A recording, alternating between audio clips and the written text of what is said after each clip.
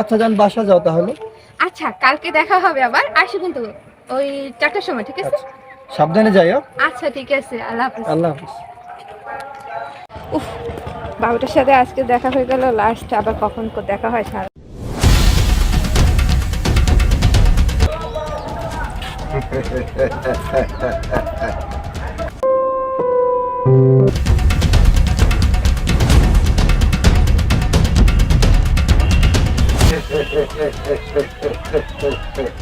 বাবু ভাইয়া, আপনি এভাবে এরকম দাঁড়াইছেন কেন? কি হয়েছে? আমি টাইগার বাবু, টিউব না হাওয়া দিলে ফলি না। সুন্দরী, তুমি এলাকায় আমাকে রেখে আরেকটা ছেলের সাথে ঘুরে বেড়াবা?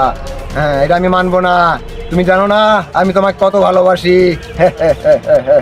বাবু ভাই, আপনি এসব কি বলছেন? আমি আপনাকে বড় ভাইয়ের মতো জানি। দেখেন ভাইয়া, আপনি কিন্তু আমাকে রাস্তাঘাটে এভাবে বকাটে ছেলের মতো ইফতিজিং করবেন না।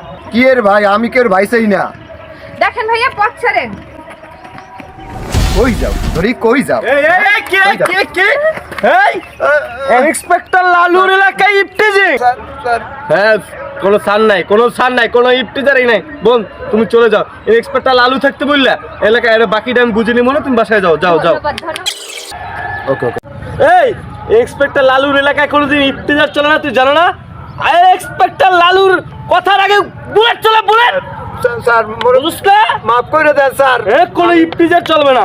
মুইয়ের আর করবি কোনোদিন ইফতিজিং না। তোর শাস্তি আইছে।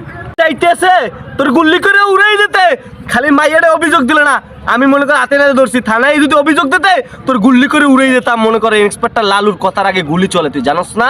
আয় এলাকায় তুই কি নতুন? তোরা আজকে যাই হোক রাতে নাতে করছি, তোর একটা শাস্তি দিম। শাস্তি দিয়ে তোর প্রথমবার শাস্তি দিয়ে তোরে মাফ করে দিমু।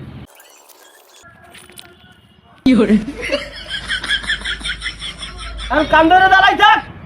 হ্যাঁ, আর করবি ইফতিজার তাড়াতাড়ি না, কান যদি ছুটতে যায় তাহলে একবার পড়ে গেছি স্যার, মাফ করে দেন। আর জীবনও না, তোর কোনো মাপ নাই, কোনো ইফতিজারের মাপ নাই। মাপুল নাই তোর ঘরে খারাপ। এইরকম ইফতিজিং আর কেউ আমরা করেন না।